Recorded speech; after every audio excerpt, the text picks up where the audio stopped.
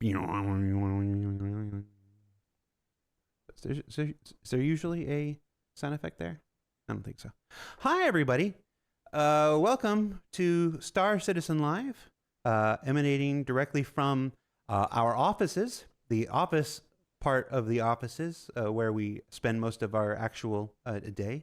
Welcome. It's been a while. I'm your host, Jared. On the show this week. Nearly forgot it. On the show this week, for our ship Showdown Q&A, our two big vehicle directors here in the UK office, Mr. John, I almost said John Curtis. Wow. I just caught myself from saying John Curtis. Mr. John Crew and Ben Curtis.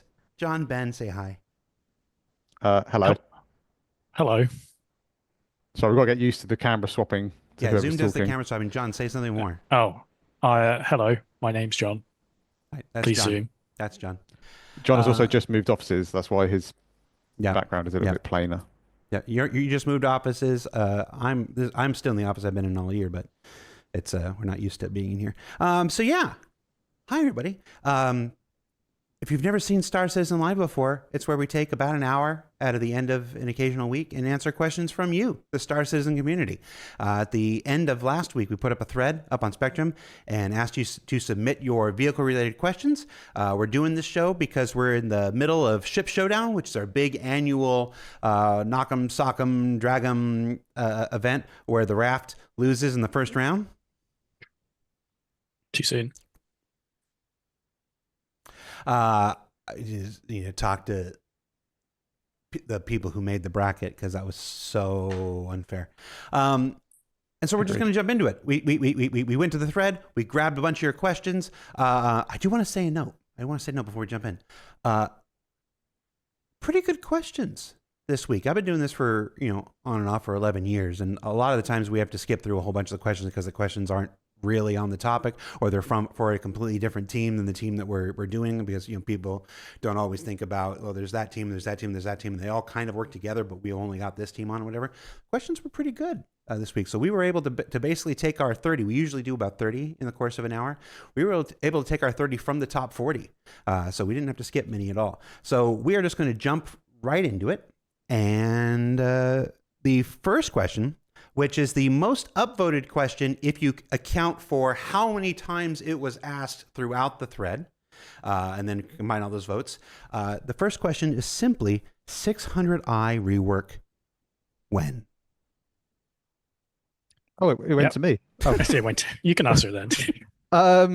So yeah, we've done the concepts. We've already shown some of that, I believe, last year. Sorry, it kind of blurs a little bit. It's no production work is currently happening on it, and it's not on our sort of like rolling 12 to 18 month schedule at the moment. I think everything that we showed in the concept still valid.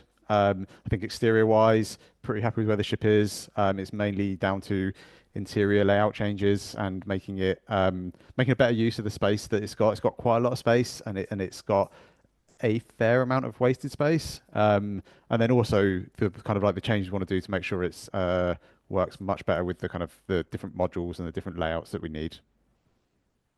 Yeah, you covered most of it. I think the only real things to add there is everything we showed with those concept images is pretty much accurate still.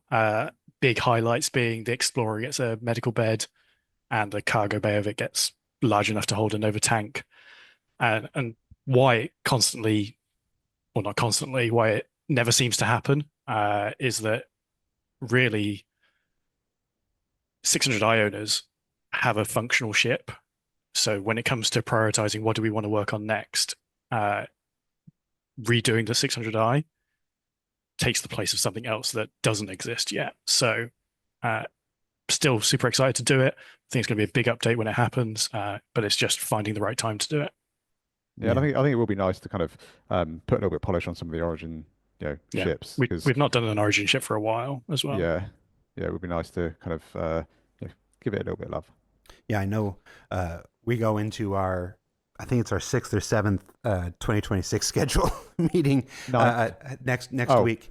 Yeah. and next week, and I'm hopeful we're going to get an Origin ship in there. On to the Personally, ninth edition of the schedule. yep. Just in case people think it happens willy nilly, it goes through a lot of iteration. And yeah, for the people in the chat, I can't call you out because there's so many. When did we start answering when questions? We're gonna have a couple of these. And the when questions we're gonna be able to talk about are the ones that are like, it's not coming anytime in the next 6 to 12 months. I think it's important.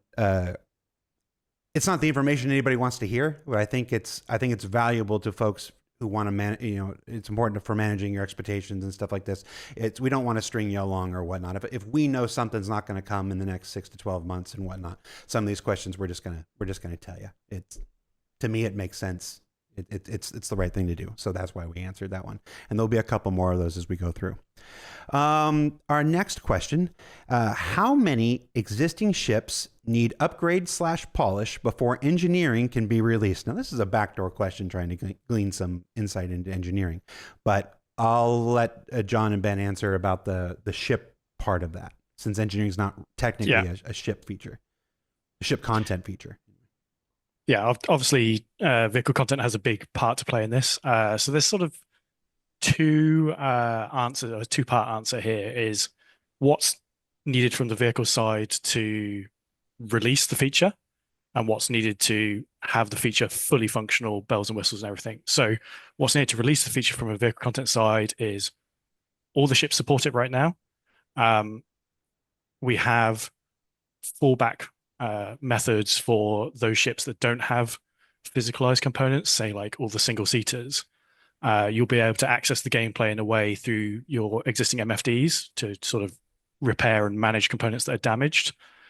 So it's sort of not as unfair to those ships that don't have that level of physical components as those that do. And that will come with some downsides. But again, it's not a vehicle content feature, so I don't want to go all the way into specifics. But in terms of the full featured running around your ship, changing fuses, messing with relays, engineering screens, completely accessible components, we are pretty well through the list. I had a big chart that I was looking at the other day of where we are with it, and it's well over half the ships have that level of everything being physicalized, and the majority of the ones that don't so far are those single-seater ships that gameplay is of a lesser importance. So every patch, people have noticed ships getting little updates here and there or have not noticed. So we're chipping away at that list whilst working on all the other things. Yeah, and I think that's it. It's fortunately the engineering gameplay makes the biggest difference to the bigger ships, and it's the smaller ships that kind of give us more of the headaches, like not the single seaters, but like the ones with like the really small interiors. They're the ones that kind of gives a few more headaches because we're limited by the exterior of the ship and trying to cram in so much into the kind of interiors. But yeah, luckily the mediums, the larges are a little bit easier to kind of update and support for that. Yeah, and the big headline here is that it's not a feature that's being held back by the work on the vehicle content team. It's the folks who are developing the feature and the gameplay systems design team. And they're still working on it. I saw Torsten was over here. He was visiting from the Frankfurt office earlier this week, and he was in there with a big review with JJ and Rick and Rich on this earlier this week. So it's still underway. It's still in development. No comments on when, because we've done like between Digital Citizen Con, Actual Citizen Con, a couple ISCs, we've done like 5 videos on engineering at this point. So it'll go into tech preview testing when it's ready. Is the answer we're going to give there as far as when. Next question from the thread. How do you choose the color scheme for the Showdown paints each year?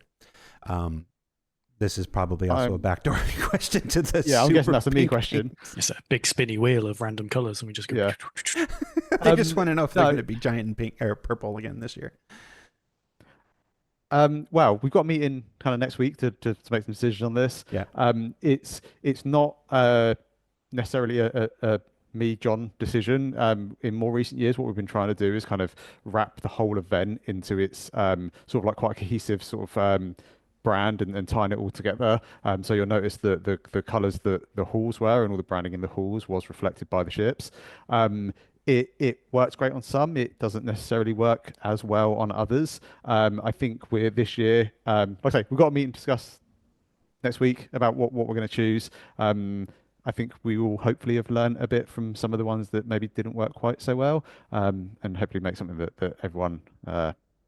Well, it's really subjective in it. Some people are going to love it, some people are going to hate it, no matter what we do. So, Yeah. but hopefully it will be more successful as we move forward.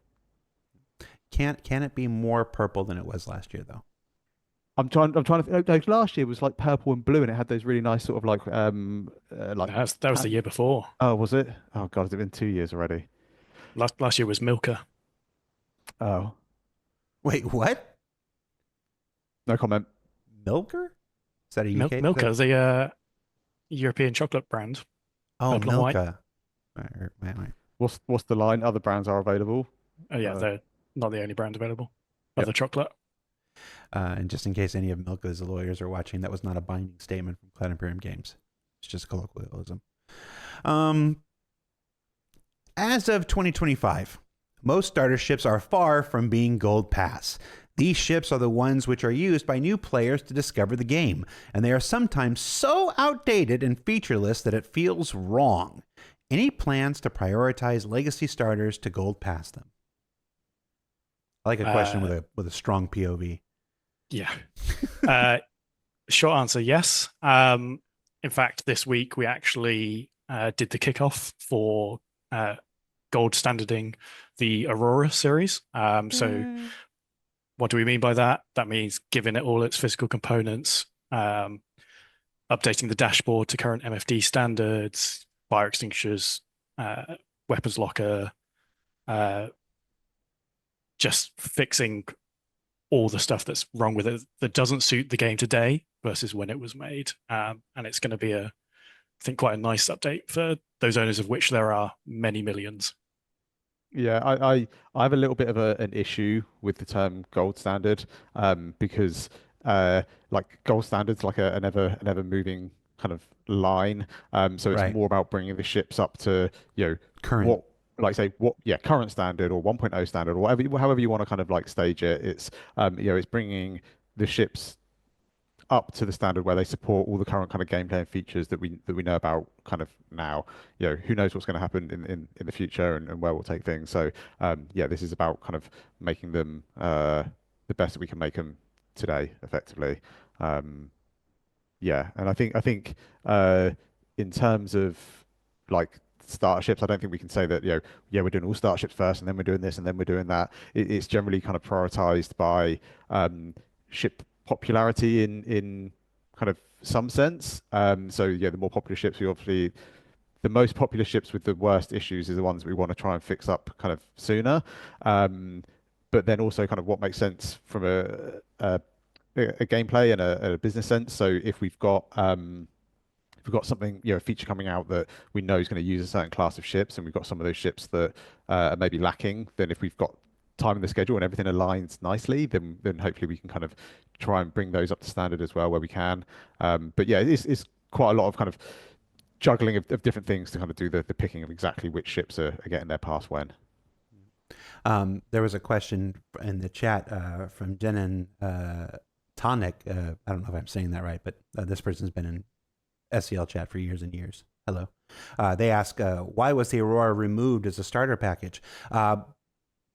Simply put, it's a two-factor thing. I can't remember when we did it. We did it a while back ago.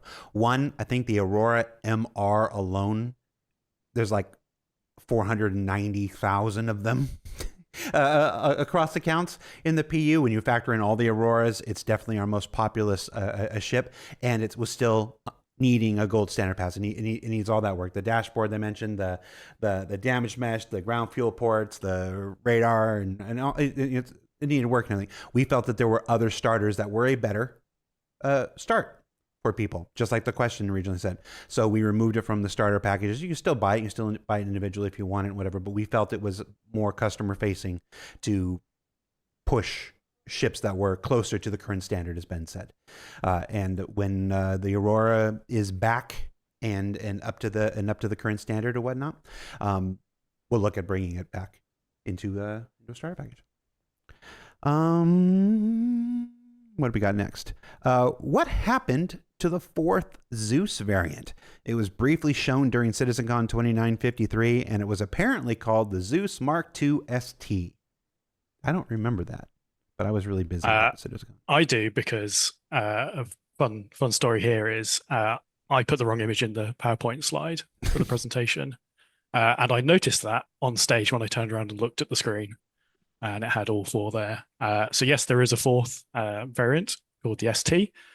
And the reason it isn't really known about beyond there is it has a sort of game loop that isn't really fully fleshed out. So we decided not to launch it with the other 3. And when that game loop is more fleshed out, we'll talk more about it.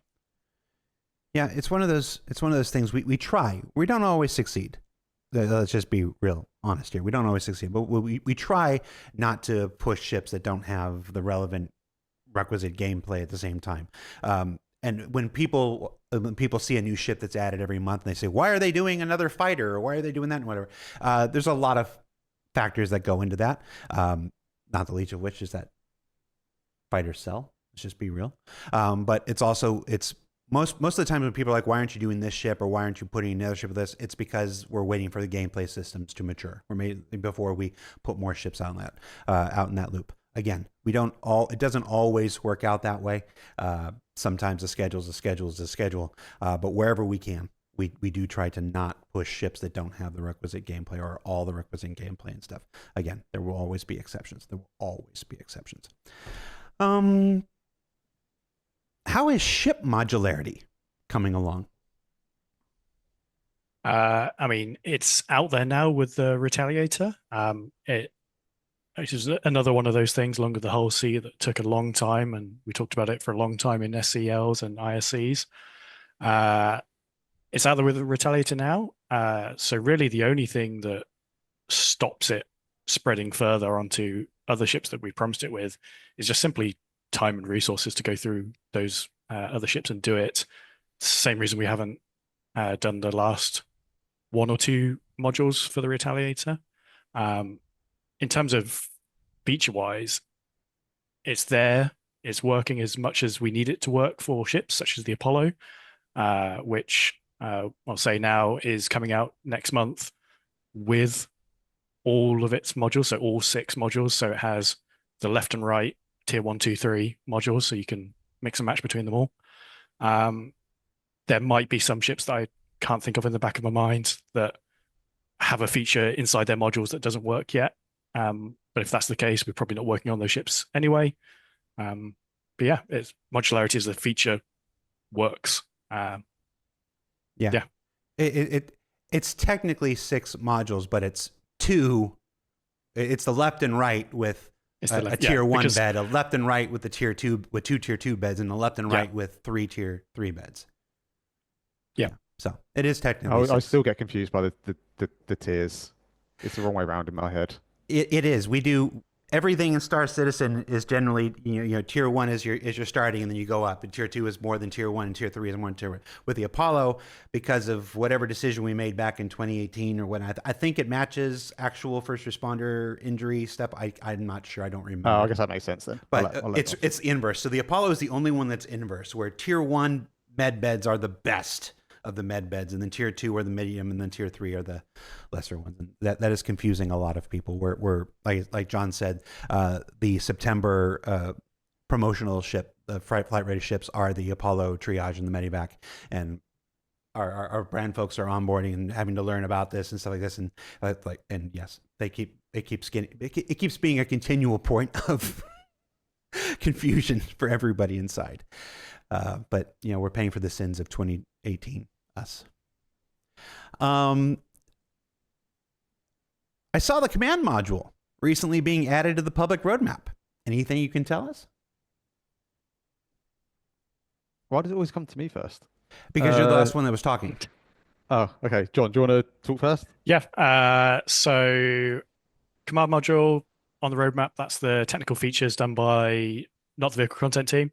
To allow us to set up the command module, which you've seen on the side of the Caterpillar, and it's also on the Ironclad.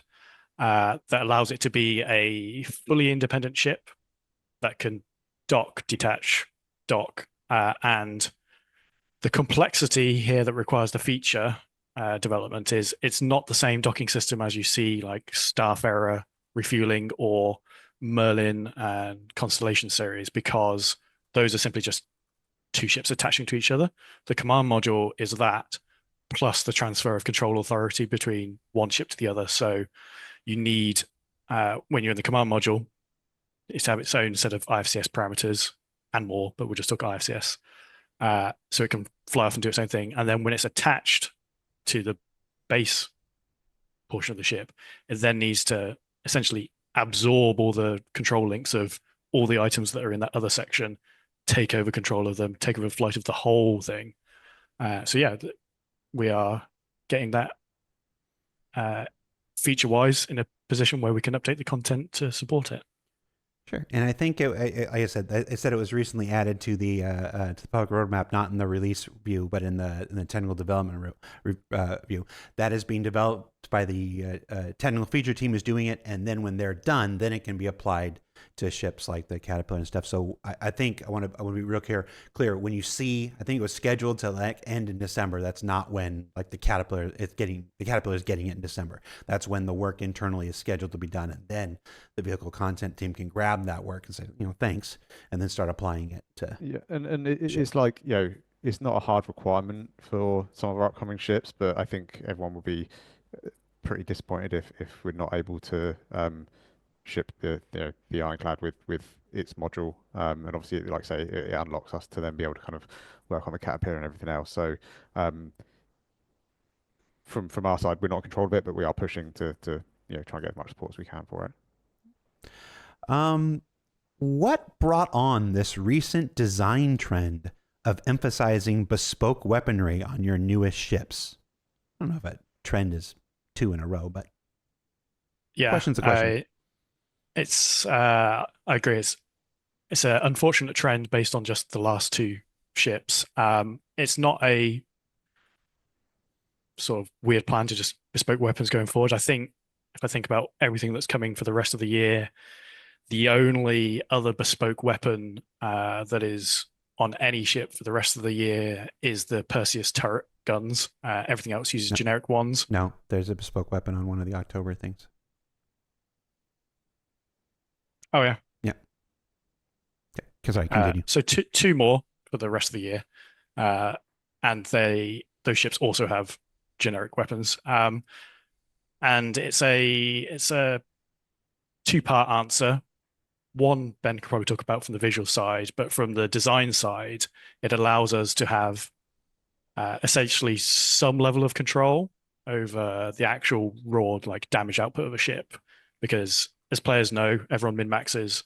If you have generic swappable weapons, you have to account for a full size range. So if we take the Meteor, for example, and we let those be generic size 5s, I think that would be a well and truly overpowered ship. But because they're bespoke ones, allowed us to have size 5 weapons that were very constrained and had sort of downsize to keep it in check.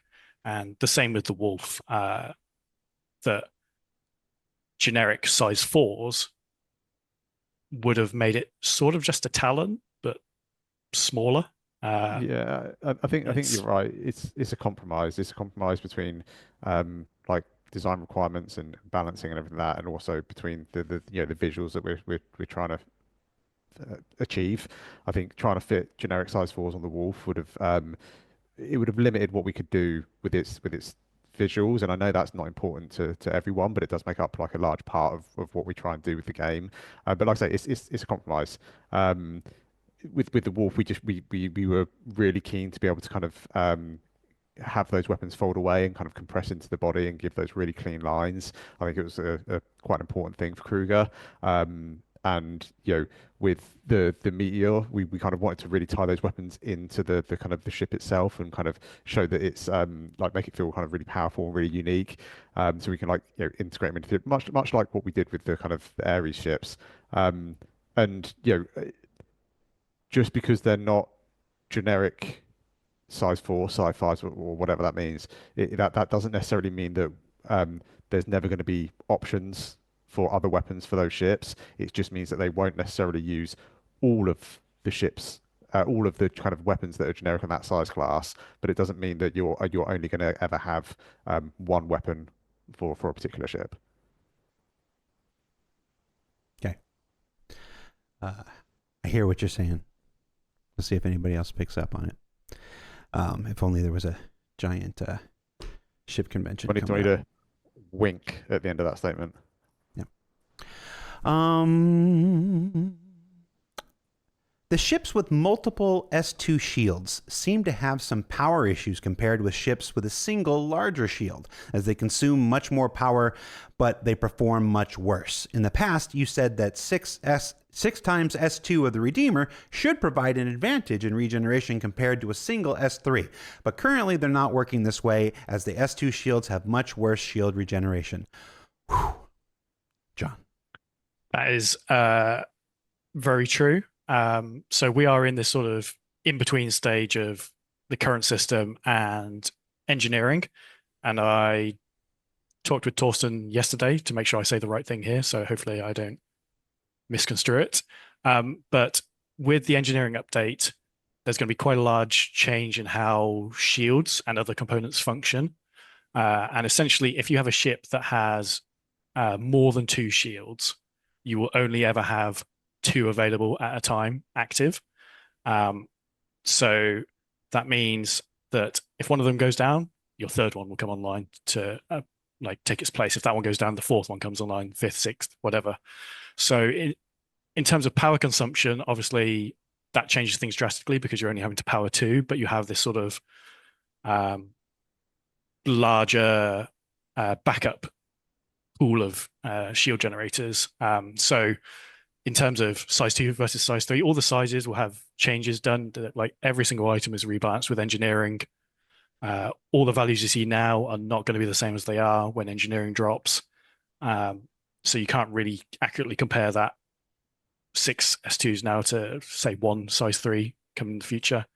But that difference will be a lot less with engineering update.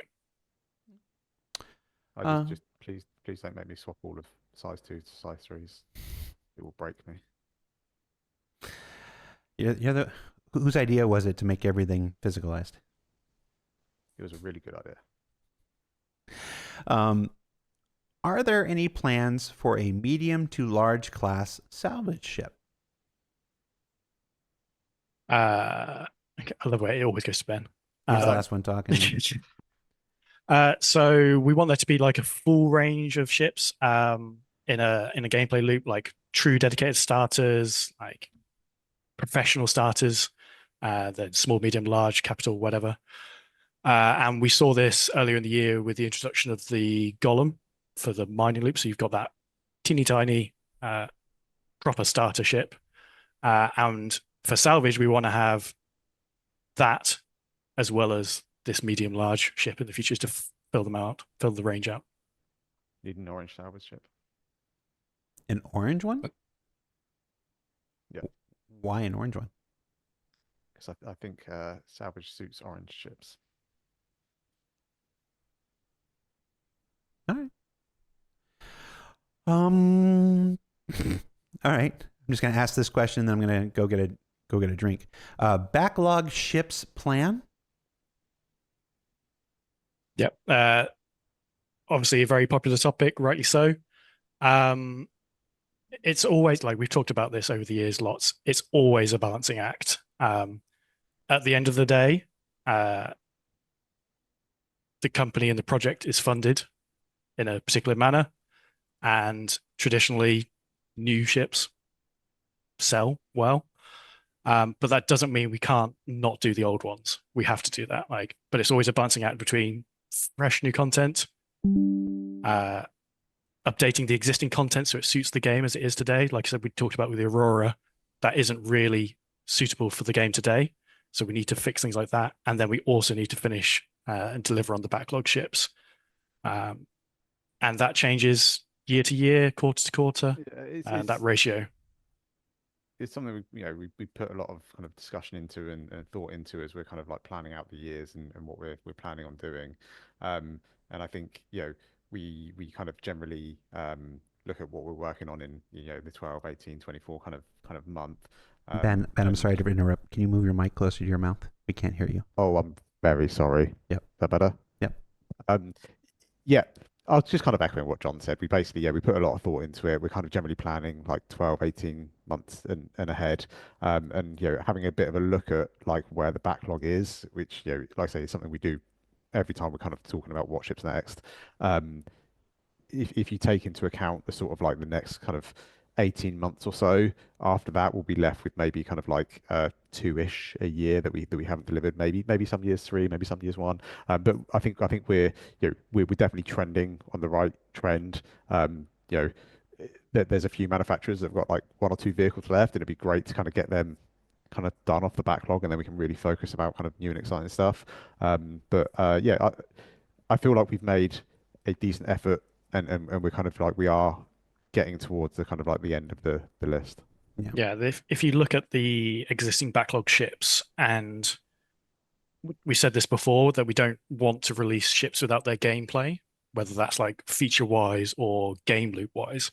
If you remove all the ones that, as of today, like if we could click our fingers and instantly magic a ship into existence, if we remove all the ones that don't have features in the game today or fully functioning game loops, that backlog list is quite small. I think you've got the G12s, which I know there's a question about coming, the Liberator, the whole series, Odyssey, and then the rest of them are ones that sort of really do need a game loop to make their use be good in the game. Yeah, I'm glad you mentioned that because I was going to jump in there and stuff. It's often what happens is we have to interpret what the request actually is. People want the ships. What they're really saying is they want the gameplay. They want the gameplay that is associated with that ship, and we, the people in this call, are not entirely in control of that destiny. As everybody knows from our statement at the beginning of this year, certainly not all. It's been kind of exaggerated, but a bunch of our engineers and programmers and stuff are on Squadron, closing that out. There are still many gameplay programmers and engineers on Star Citizen working on crafting and base building and engineering and the new inventory system we showed off on SCL a while ago, stuff like this. So, but there's never enough people to work on everything all at one time. There just isn't. So you guys can make those ships when the gameplay team gets around to making that gameplay and stuff like this. But when you take those ships out, somebody in chat mentioned the Endeavor. The Endeavor's gonna. Let's just be real. We're gonna be waiting a while for the Endeavor. When you take those gameplay ships out that don't have the gameplay, the backlog is actually pretty reasonable and stuff. Even the Benny Merchantman requires NPCs and being able to set up your own shops with NPCs and stuff, and that's feature work and stuff. So it's always a balancing act. We answer some version of this question twice a year, every single year for at least the last half decade and whatever. The answer never really changes, but there's always new people. So I want to make sure, it's a thing. We'll keep answering it because people want their ships and people deserve to have their ships in as timely a manner as possible. But we have to balance that between gameplay services being available and, quite frankly, the needs to continue pushing the project into new directions at the same time. So it's not easy. 12th question. I don't know why I said the number. Raylan cargo pod system, valid or needs rethinking?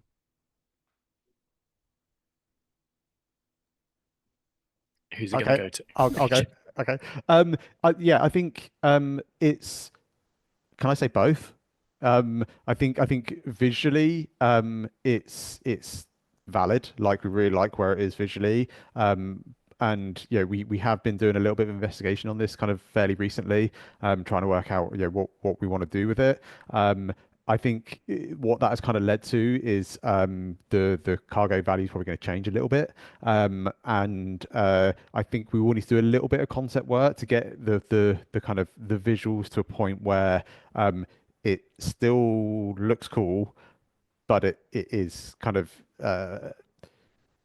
it's practical and it makes the ship kind of good to use, because the last thing I really want to do is push us too far down a particular route with the visuals that just mean that it's an absolute pain to play with. So I think we need to find that compromise, like we kind of keep mentioning. But they are valid because I like what they look like, but they need a little bit of tweaking to make work.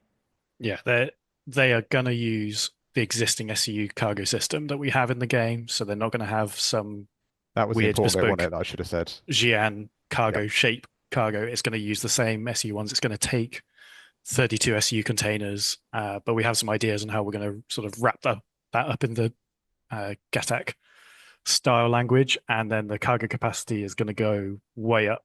I'm not going to give a number here. We'll give a number later on, but it's up.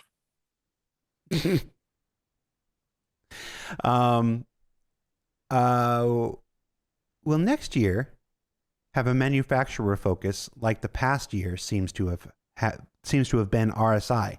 And if so, any hints to which one it will be? We don't.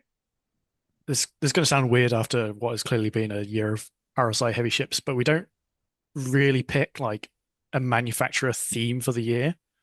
We talked on stage 2 years ago and last year about RSI being the theme for like the capital ships and going through that lineup.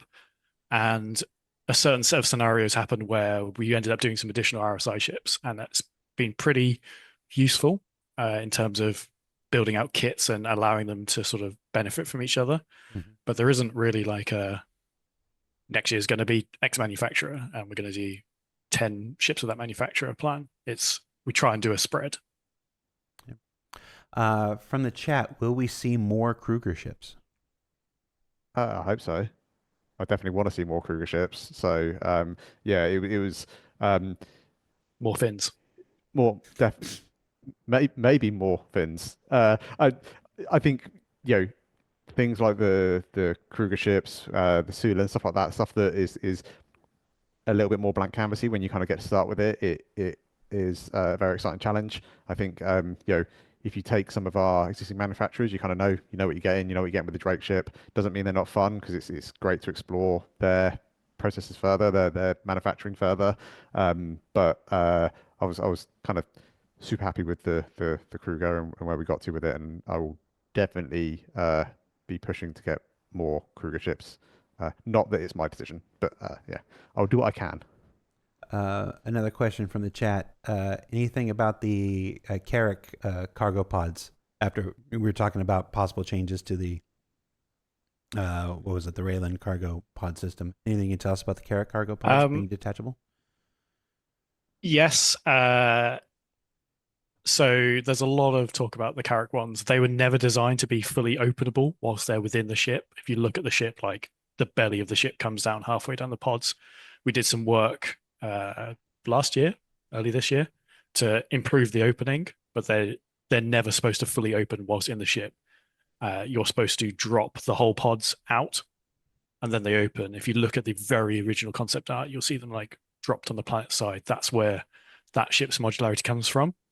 And to do that requires quite an extensive rework of that belly area. So we're going to save that for when we have time to spread or time to spend more on the Carrack, because again, it can take cargo. I'm fully aware of how annoying it can be.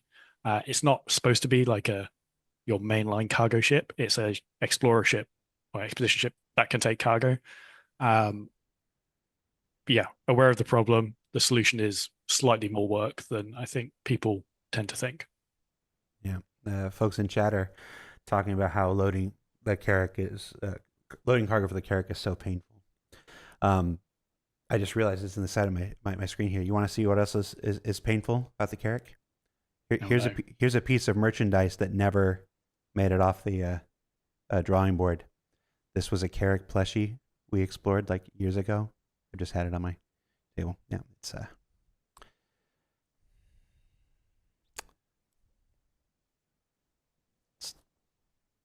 It's not good. It's got issues. An attempt was made. That's what you get when you're here in my actual office and not my fake office we use for TV.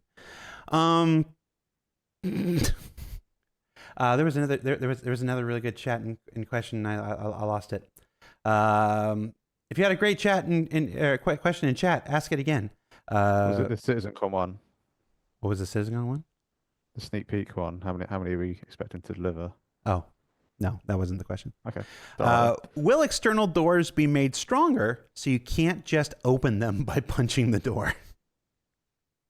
Yeah, one of those great game dev quirks is that technically melee is doing physical damage, so over time it will do enough to open doors. Short, midterm, we're going to be bringing in, hopefully alongside engineering, like the concept of armor having minimum thresholds damage, like damage numbers. So punching would just never exceed that threshold to allow you to open doors. Longer term, Maelstrom does this out the box. It's functional now in Squadron. Like your punch doesn't do enough kinetic energy for the system to even care about, so you'll never be able to break it like that. And as the interim, until that comes into the PU, engineering will hopefully bring the sort of lightweight version of that approximates the same outcome. I found the question. Sandman 0888 asked. No, he didn't ask it. I lost it again. Wiseman 93 asked, "Will medical beacons return with the Apollo?" Boy, howdy! I sure hope so. I'm not going to sit here and say it absolutely will, because that's still roughly a month away. But we are making every single attempt to get those things back online. They were causing some really weird issues. Well, most people, you don't need me to explain to you what the issues were. It was just filling up the mission logs and making them unusable and stuff because of other changes that we made to Onyx facilities and stuff like that. So they were pulled down this month so that they could make some fixes. The things that have tormented medical players unfortunately won't be addressed when they come back. This is just about restoring their functionality that they had a month ago. But we will have more information about medical gameplay and the future of medical gameplay and stuff to go along with the Apollo when that launches, as John said, next month. But second to that, every single opportunity is being made to get medical beacons back for next month, because I'm just going to say it. It's really silly not to have them on the month you're trying to launch the Apollo. And I'd really rather not have an unforced error like that. But we don't always get to control our destiny that way. So people are trying. I'll say that much. Considering how many ships have been getting PDCs, including things like the 890 and the Reclaimer, will the Ironclad be getting some too? Very specific question. Yeah. Sorry, Iron Chad owners, that you're not going to get them. They're really designed for military capital ships. I'm aware the 890 and the Reclaimer has got them. Those do not fit that bill, and the Constellation Phoenix. But that is because they were originally promised with them as part of their original design brief. So that's why they have them. But there's no plans to give them to the Ironclad. There is a new vehicle with a new kind of PDC coming soon. There is. Where there's a will, there's a way. And also, I was just talking to the economy guys. We are adding the existing PDCs, the laser repeaters and the new missile ones we launched with the Idris K kit. Those are going to get added to the in-game shops probably sometime around November to make you people, to make those of you who have ships with PDCs have some more customization options. That stuff's coming. So about getting in and out of ships and seats, which always locks the player into an, in my opinion, way too lengthy animation that we can neither cancel nor skip. Are there any plans for a refactor of this, like there are plans for ladders and vaulting, climbing, traversal? Yes, some of them are definitely too long. Calling out the Talon, especially. That is too long. It needs shortening, but we can't just make we could just make the animation shorter, but then all the audio and things are out of sync, and we want to make it all feel nice. And like part of the allure of Star Citizen is feeling like you're in that world. So when you start getting audio visual disconnects, it's not great. I saw this question. It also sort of hinted like, why don't we just use the ladder V2 tech for getting in and out of ships? That's never going to work. They're two very different systems. Ladder V2 is for like static environment ladders, whereas this ship enter exits are very bespoke animations to the ship geometry themselves, and also have a lot of events tied into like when I start this animation, I want to start opening the canopy, deploying fins or panels or whatever. They need to be very controlled, but being able to break out of them is something I've wanted for quite a while. It's a priority thing, and it's on a team that is not under my influence to bias, sadly. And I think you're right. Technically you could speed up the animations, but I think it's about kind of making sure that things still feel kind of tangible. They still feel realistic, relatable.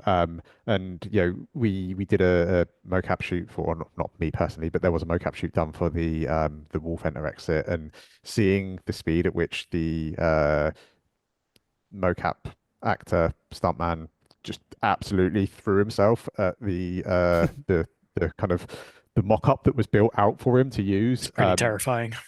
Yeah, it's I'd say it was pretty quick to be realistic. Yeah, him kind of sprinting full speed at a bunch of framework and throwing himself over it into a seat was yeah, it was impressive to watch. Even though I only got to saw the video, so it was still good. Some nice Dukes of Hazzard action in there. I was just, John, you just reminded me, I just opened up thesaurus.com, was just looking for another word for bespoke. So we need, like, we collectively at CIG, we have a problem. I'm guilty. I'm as guilty of it as anybody. Bespoke only has one synonym. Tailored. So we stick with bespoke. Yeah. BMM. Now we're getting into the good questions. It's not in the 2026 schedule at the moment in terms of releasing. I do hope, though, fingers crossed, everything goes to plan, that we will start putting people back on it at the end of, in the back half of 2026. We got quite far into white box. We showed the progress at CitizenCon. It's not moved an inch from where we last showed it. Yeah, that was quite a tough thing to show, because we wanted to be honest about it and show where we were up to with it, but also appreciate, if we're still on stage going, look at the BMM, everyone's going to be like, yeah, it's coming, and it's like, I'm just trying to be honest. So I think, as John says, we're hoping to get artists and designers and the content team kind of back on it next year, but that it's not currently in the schedule for next year's release. But as we keep mentioning a lot, things change, but that's a big one. It's going to take a lot to do, so the chances of it moving forward is pretty slim right now. Can dedicated racks be placed in cargo ships for a max lift tractor tool, so one is handy and in the cargo bay? I don't see why not. It's a pretty valid use case. Some of the ships we have later in the year do have weapon racks near their cargo bays. I don't know off the top of my head whether the max lift shares. So the way you decide what goes in each rack is a combination of size and tags. I don't know whether the max lift is classified as a weapon or a utility item. It might be that we need to just... Pretty sure it's a utility item, yeah. Yeah, we probably just need to re-tag the weapon racks to support both, assuming that they share the same metrics, which Ben, as weapon art director... cannot remember without looking, so yeah. Sorry. I'm going to leave the camera on you for this one, Ben. How hard is it to create paints for the currently available ships? How long we got?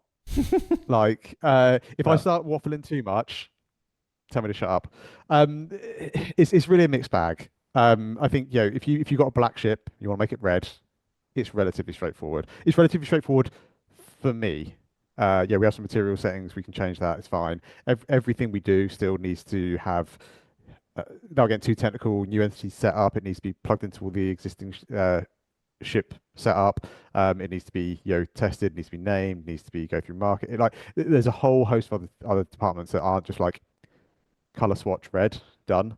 But making something kind of just change colors like fairly straightforward. The difficulty comes really when it comes down to if you've got a ship with a particular kind of paint breakup. So if you've got a ship that's by default it's silver and it's got a little bit of blue or whatever, and it looks great. That's cool, and you can put a bunch of different combinations on it. It looks great. The problem comes is a lot of time we're trying to theme like packs around particular kind of colors or ideas, and as soon as you start kind of trying to get tints to work across multiple ships that have been set up in different ways, it becomes quite you can make some really ugly ships really easily up on white. So it can take you've got to be a little bit more kind of careful with that sort of stuff. One of the things that kind of limits us a little bit is our breakup is kind of baked into our ship models. So we don't have the ability to kind of just go, okay, actually I want to make all of these panels one color, this panel another color. It's like it has to work with everything. So that can kind of add some complications. For unique paints, they're a larger investment of time. All the graffiti stuff we did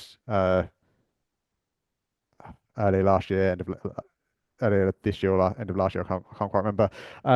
That stuff is a bigger investment of time. The issue that comes with that is there's a lot of additional geometry that we need to add onto the ships to be able to support the kind of designs. With that additional geometry, you then have to go back in and reset up damage, reset up UVs, reset up vertex colors and wear, pump it all through the LODs. It gets quite complicated quite quickly. And on top of that, you then have to go through and re-update all the existing paints and tints that have already been done for those ships and anything that shares any variants. So if you take a Cutlass, for example, all of a sudden you're working across multiple different variants, all with loads. It just gets more and more kind of a rabbit hole you go down. So they do take a bit more investment of time. To try and not waffle for an hour on just this subject, we have recently been doing some R&D into like how we improve the system and how we want to make it easier for us.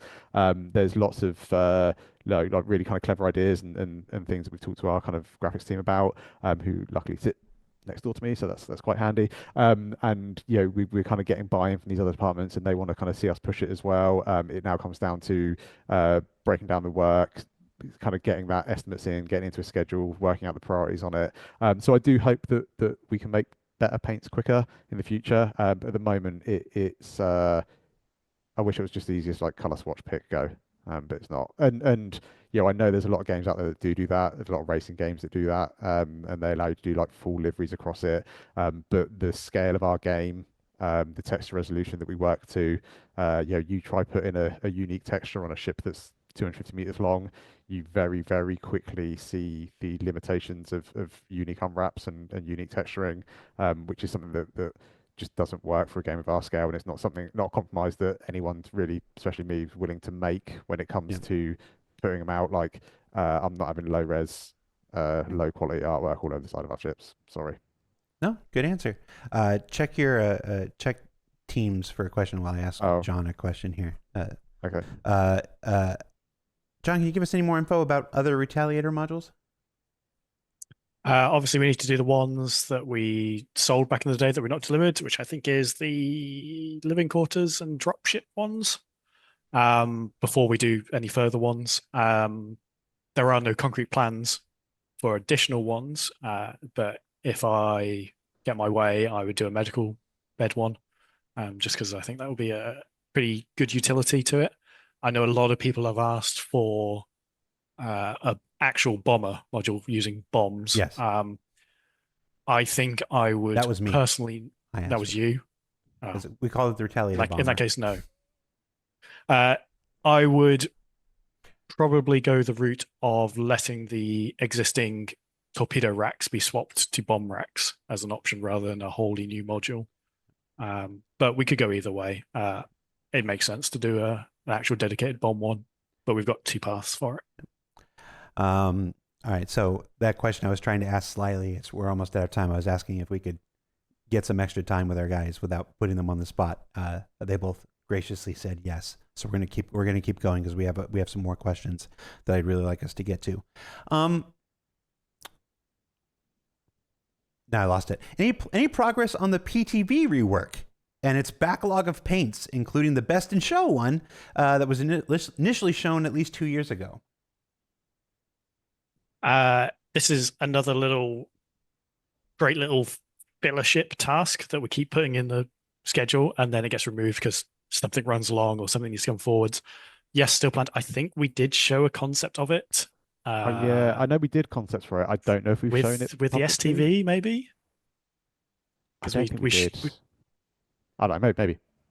Yeah, I'm sure. I feel like that I'm was sure right. we've shown it somewhere. When we did the STV and we showed the other one that we never made, the other the UTV. UTV, I think it was there. We did. We showed the whole family, like, so you could see the lines.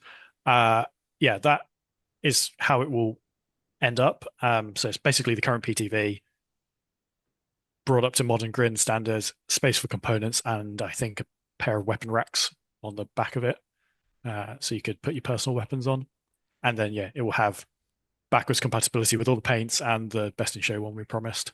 Yeah, and I thought, as we normally do with ships, I suspect there'll be new paints for it as well. Yeah. I'm not ignoring your drone questions. There's a section at the drones just have nothing to do with the vehicle content team at all in any way, shape, or form. So we have a section at the end here where we're going to answer a couple of questions that don't have anything to do with this team. And one of those is about drones. So that's what I was asking about time for. Are we done with concept ships? Have we done a concept ship this year? We've not done one this year. No, we're not going to do one this year unless something manic happens in the next few months. But I was going to say, we got 4 months. We can't whip up a new concept that fast. So no, this 2025 will end up.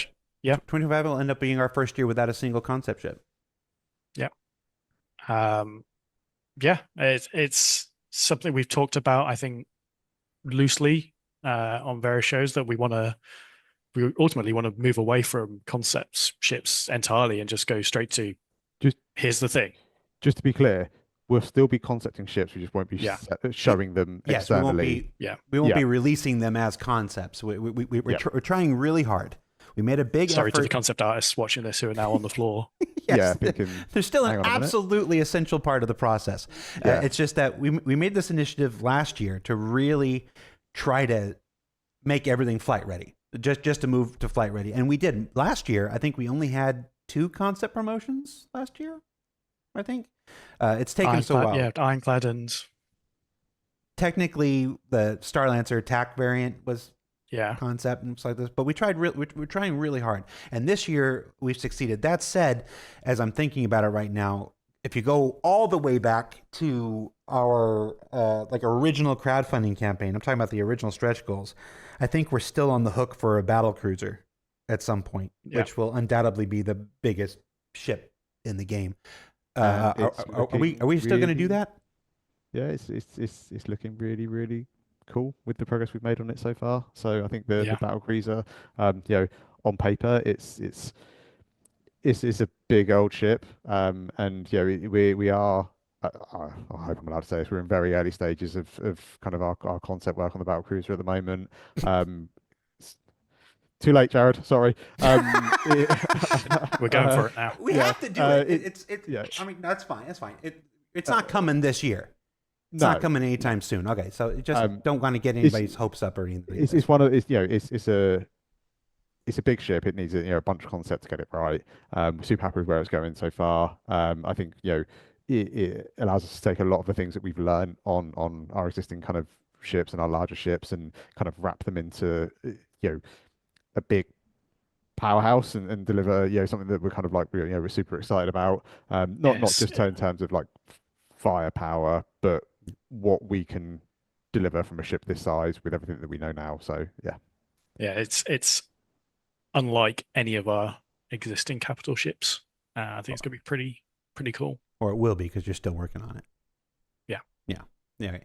Just I backdoored into a subject here. Let's just be real clear. Trying really hard not to do concept ships anymore. 2025 looks like it's going to be, again, it would be impossible to launch a new concept at this point. So our first year without concept sales, we don't want to do any more concept promotions ever again. We might have to do our last one for the Battlecruiser whenever that comes and whatnot. But this is an exciting kind of big shift in our ships. We're flight ready or bust. Get the old ones that we need to deliver done, make new ones flight ready, and try to avoid concept promotions whenever possible. But realistically, if a Battlecruiser is as big as you're going to say it is, we'll probably have to do that one as a concept at some point. But we'll let future us worry about that whenever that day comes down the line. Not anytime soon. This is what you get, Ben, for details about the Battlecruiser. Are there any plans to add internal liveries to ships? You gonna let us paint our insides? I was a bit scared. I'd love to.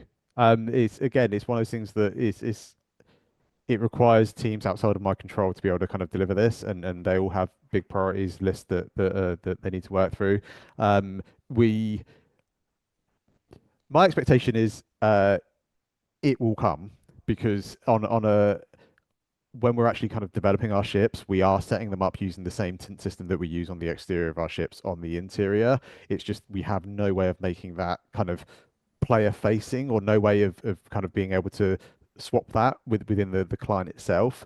As we make the work, though, we set them up in the same way where we have we effectively assign different IDs to different areas of the ship, and they will take on, we set those materials to take on a tint, and then we tell it what that tint is. So it means that on like the back end for the last I want to say like 18 months or so, we've been kind of making our ships like that, so that when that feature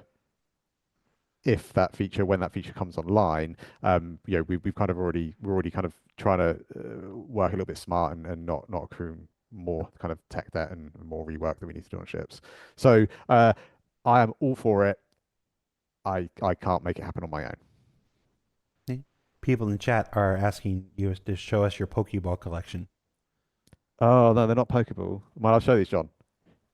Sure. Too late. Don't know what you're showing. They are like patches. Yep. They're an internal thing we do for our team that ships. Anyone that works on a ship gets their patch. Yeah, and that's what's on the windowsill behind you. They're just lit up from the little bit of sun we get in this country. Yep. So that's pretty cool.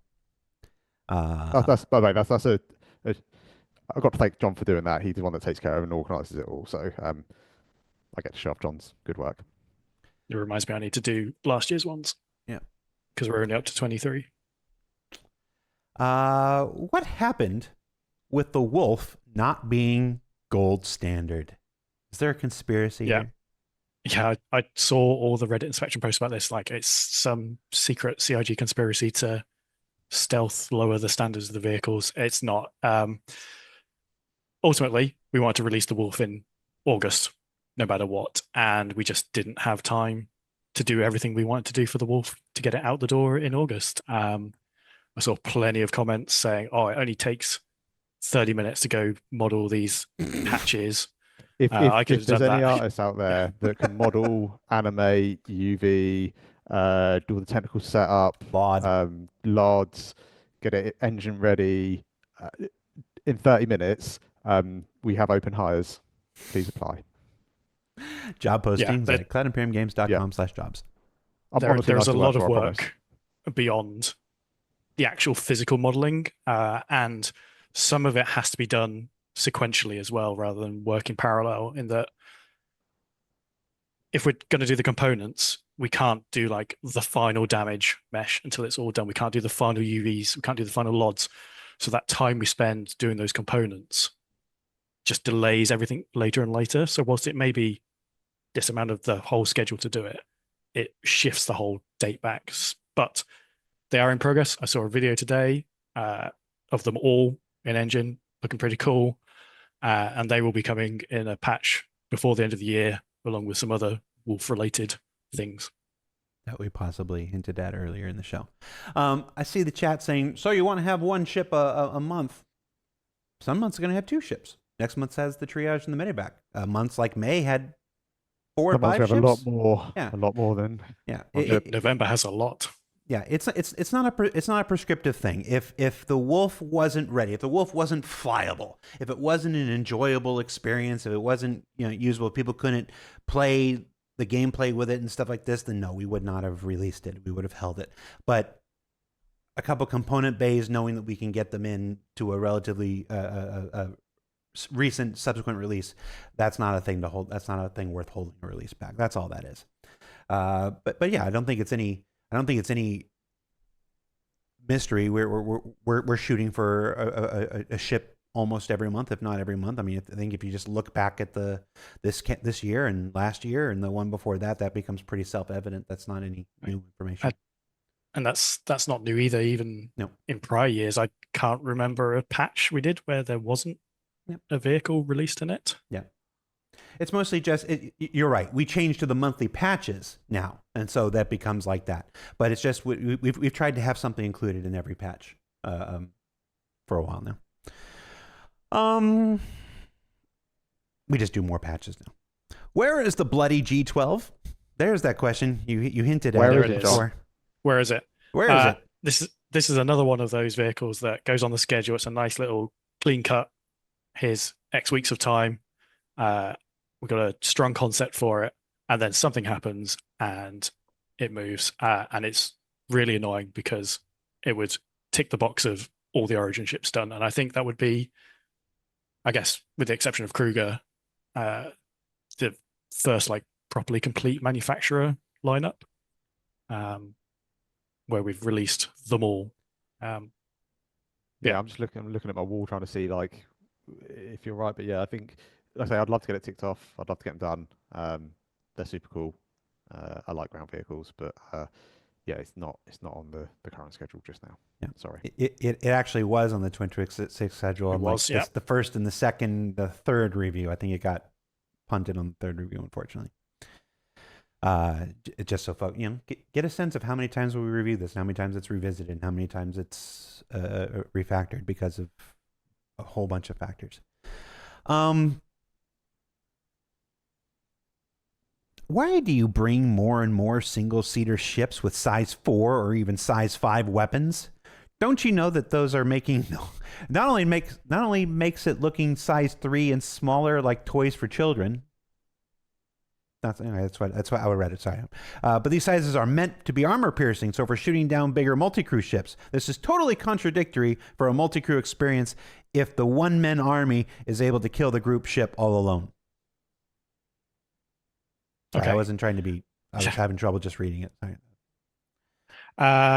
Yes, those bigger guns are designed to take on larger ships. Is putting them on smaller ships a problem? I don't think so. We have ships like the Ares that is a single-person ship with a very big gun designed to take on larger ships. We want there to be a wide range of gameplay styles, but what we don't want is we always refer to it internally as the Jesus ship, where it's the best ever, and every ship owner wants their ship to be their ship. They want it to be the best handling, the most damage output, the strongest health. Yeah. But whacking a pair of great big guns on a ship doesn't make it instantly better than another ship, because we balance it alongside, not mentioning any ships in particular, we balance that alongside the handling and the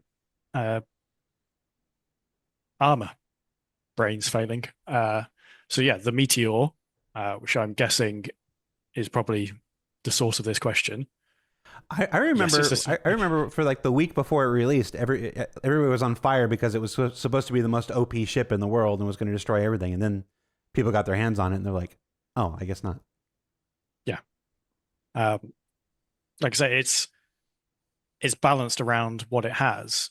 It has those big guns. They're tuned in a way that makes them not particularly effective against light fighters and small, fast-moving stuff, but better against larger ones. It doesn't have the shield and health to take hits. Its handling is great in a straight line, but not angular, and we have all these different options for if you want to play a certain way, there's a ship for that. But there's not like A beats B, C beats A in every single category. And I think from my side of things, I think, you know, hopefully we're building a universe that has space for all sorts of different ships, and be it, you know, little single seaters with big weapons, or be it big haulers and cargo stuff with no weapons. And you know, I think we're building a pretty you know, wide-reaching game, or at least I hope we are. And I think as long as it doesn't break kind of like player immersion, as long as it doesn't kind of break the enjoyment, I think there's a massive amount of space for a variety of ships. And you know, as long as they're all balanced, which, as John says, there's loads of different levers and strings that the clever people can kind of pull to make sure that the ships kind of work with each other, and we're not making something that's really overpowered. But purely from a visual kind of side of things, I think as long as it's believable, I think there's room for all sorts of fun stuff. At least I hope there is. Yeah. I'm not sure how much closer you can move your mic, but you're getting quieter again. Am I getting quiet again? Sorry. Yeah. Johnny, It's all right. He's alone in his office right now. He's just, you know, people think that we're like professional TV personalities or whatever. People forget that most people here are just normal people. Well, not John. John's not normal. And also, I've got like Not normal. a crowd of people working right out front of me. I get embarrassed shouting at the top of my voice. Shoutcasting episode. Yeah. You know, I did. No, I took my one swing at shoutcasting at the anniversary live stream that nobody talks about anymore. Never again. Oh, that's the wrong camera. Gaming Llama Spaz in the chat asks, will we get more Star Kitten paints? Depends whose decision it is. I wanted to see what your answer was. So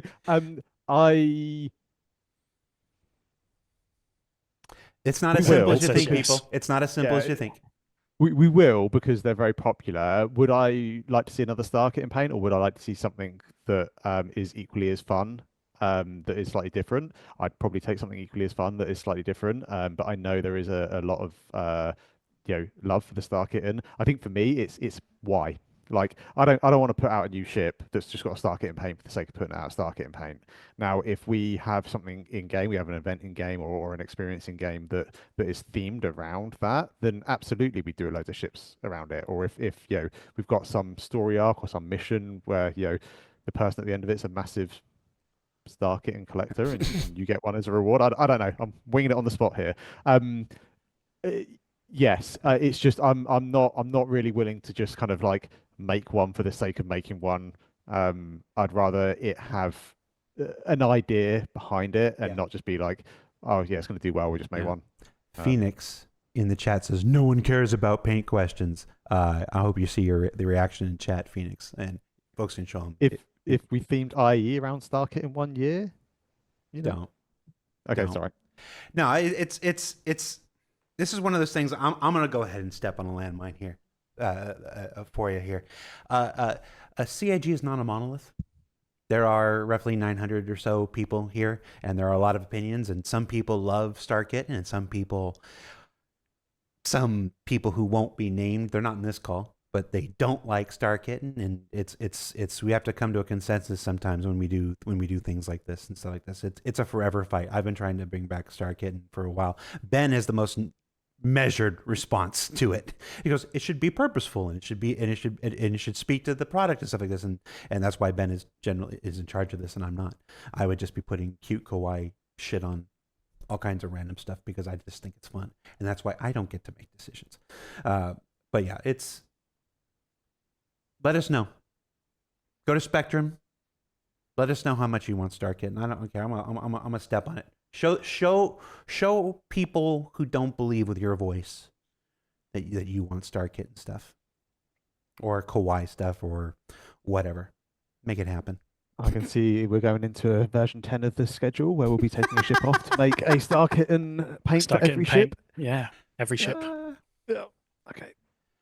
Okay. So at this point, we are done with the strictly vehicle content questions, and we have a collection 1, 2, 3, 4 questions that were highly voted in the chat that actually had nothing to do with vehicle content. These were ship related gameplay feature questions, where other teams work on things. But I thought they were important enough that we talk about them and we address them. And so we researched some answers. We went to some folks, and I'm going to ask them here. Ship to ship docking. Anything you can tell us? Still planned. All the ships we build for it follow the metric we set out for it. Yeah, it's still planned. Small round circular docking collars will extend to the bounding box of each ship, and then the two will join together so you can transfer. Nothing's changed there, but it's not on one of my teams to deliver that, so I can't talk more. All right. Something I hope you can say some more about. Any update about rearm, repair, and refuel from a hangar inside a capital ship like the Polaris or Idris? So this is one I can talk a bit more about. Like, this is on the feature team schedule to be delivered in the near future. I'm not going to give a date, and it's required as part of some other planned content, where we're going to allow ships to land inside, select other ships, and then be able to refuel, rearm, repair on board those ships using the parent ship's resources inside their cargo grids. So if you've stocked up your ship with RMC and hydrogen fuel, the ship that's landed in will, at this moment in time, may change when it releases, use the existing Mobiglass repair rearm screen and go, I want to repair rearm, and it will take it from the resources. And I think. Go ahead. Oh, go ahead. I was going to say, I think it's not technically like blocking us from releasing any ships apart from, I think, the Crucible. If there's others, I can't remember them right now. But I do think it will add a lot to. Oh, thank you. The like the kind of the bot crew experience that isn't just focused around. Well, I guess it is still sort of related to combat anyway, but I think it will it will still add a lot of kind of gameplay to some of our larger kind of multi-group ships. Now I do want to clear up stuff, folks, for Kemi. Hey, Kemi, been a while, and folks who are saying Ironclad and Crucible and stuff. No, this is what John said, and I want to reiterate this here. Select hangars of existing ships. This isn't something for new ships, although it is something that will apply and make things like the Crucible and the Vulcan possible down the line. This is making it so, let's just take a ship with a big hangar as an example, like in Idris. If you have extra munitions, you have extra fuel, you have extra repair goop or whatever sitting on your cargo grid, and somebody lands a ship on the same cargo grid, you can reload, rearm, refuel, and everything from that stock. It's not going to be every ship. It's not going to be every hangar, but there will be, like I said, it's on the feature schedule right now, and it's necessary for some of the interesting content that we have scheduled for the next year.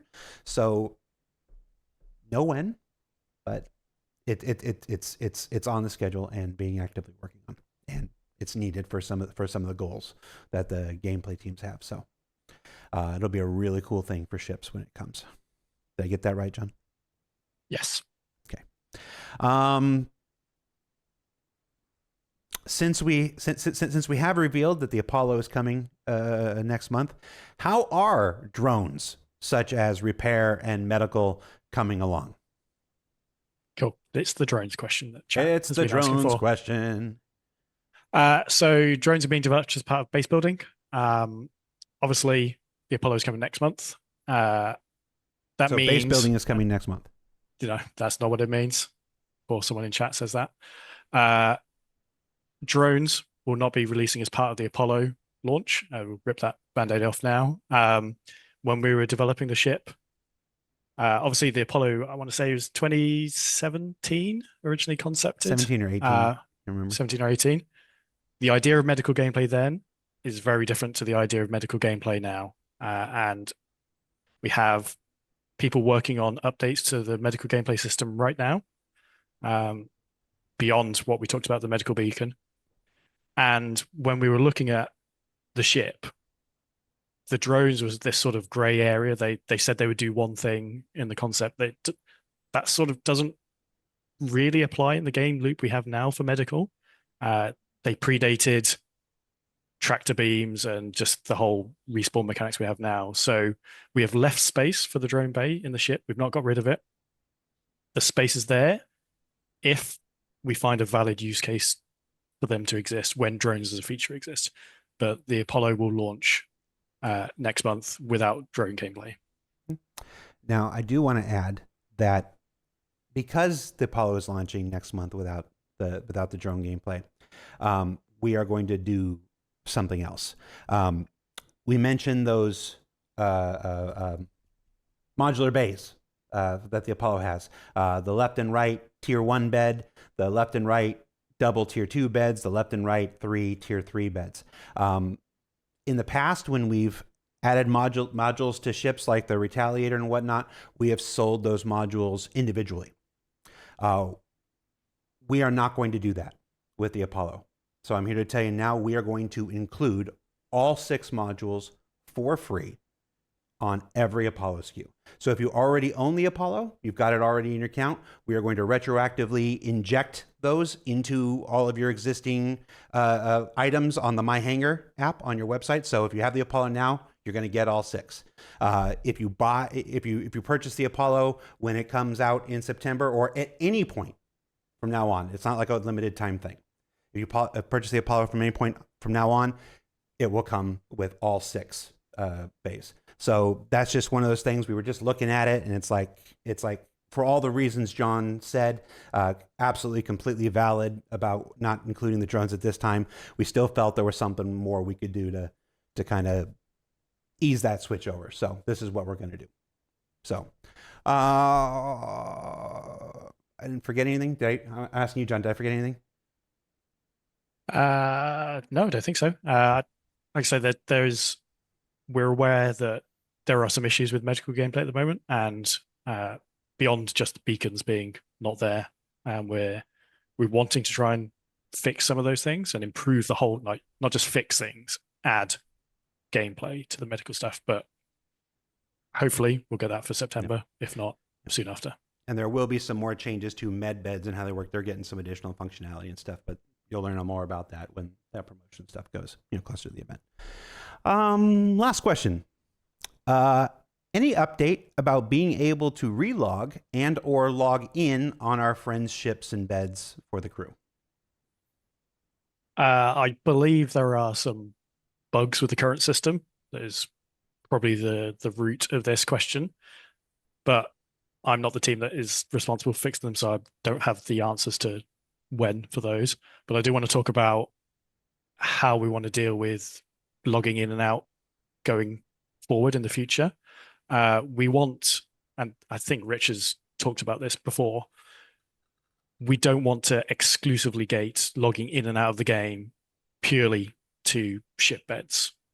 We want to allow you to do it anywhere, but there's consequences to that. It's just that beds will have bonuses. Like if you log out in your ship bed, it's better than just logging out on the floor somewhere. And that means you will start seeing some ships where you go, that ship would have been really cool, but why does it not have a bed? Probably utility, where we're sort of taking that design mindset going forwards. So yeah, expect to see some of these changes going forward in newer ships. Like obviously exploration ships, where you're supposed to be out long duration, will have beds and everything. But those sort of smaller, short-term ships may not have them anymore. Gotcha. So just want to reiterate here, because again, this is an early design change. It's too early to go into a whole lot of the details and stuff. But the idea here is to eventually move to a system where you can log in and out on your ship, whether you have a bed or not, and then explore what advantages we can add to those ships that do have beds on top of that. Yeah, which we can't talk about now because we're still exploring what those might be. All right, cool. But for people like, oh, my ship doesn't have a bed, I can't log out. Well, that's where we're working towards minimizing the impact of that. John, Ben, I'm sorry, we went an extra 25 minutes. I think I asked you for 10. I went 25. No problem from my side. I'm a piece of crap. We can carry on talking about tints. Yeah, do you want me to go just full deep dive on it? Do some examples live. No, that's probably all right. Guys, thank you so much for taking your time to be here. Obviously, we don't do as many shows as we used to. Part of that is the big change to a monthly content. Part of that is the big change to we haven't released a whole lot of new features, which was mostly what ISC tended to talk about. Part of that was, as you saw in ISC last week, we don't want to spoil the content anymore. We're at the point we're making some of the most exciting content we've ever produced for Star Citizen. We'd really like you to get in game and experience that stuff without having every single thing spoiled for you on ISC. So we knew all that going into January. So the video content has changed a bit. But when we do get to have these times to sit here, I really appreciate you coming on the show and then taking the extra time to answer as many questions as possible. And again, a shout out to the community on this one. I think I did at the beginning that the questions this week were excellent. In general, there were a lot of things that we wanted to talk about. So thank you so much for doing your part. That said, there will be no show next week or the week after. We're in heavy swing for CitizenCon Direct production. So it's why we're here in my office on Zoom right now. We're filming all of the stories and stuff that you'll see on October 10th. Remember, that is a smaller, approximately 2-hour show. So it's going to be way more focused and direct, for lack of a better word. I almost use the words bespoke, than traditional Citizen Cons. So it'll be a different experience. But remember, there are also watch parties. There's a bunch all over the world, including 9 that we're specifically sending CIG staff in development to. I believe John and Ben are both going to one, but we won't say which one right now. Nice. Nice and friendly. But yeah, so you can check that stuff out on the website if you want to attend those. But again, if you can find a local one, even though we're not attending, it'll be a really cool experience, and at 2 hours, it won't hurt your butt on a bar stool, we hope. John, Ben, thank you so much. I think we got a lot of good information this week. And yeah, thank you guys for watching, and see you next week. Or not next week. George. I just said I won't see you next week. Let's look at the unfortunate Carrick again. How inappropriate. This is just, I didn't mean to show the tip. I was trying to avoid that because I didn't want to get that to get screenshotted. Too late.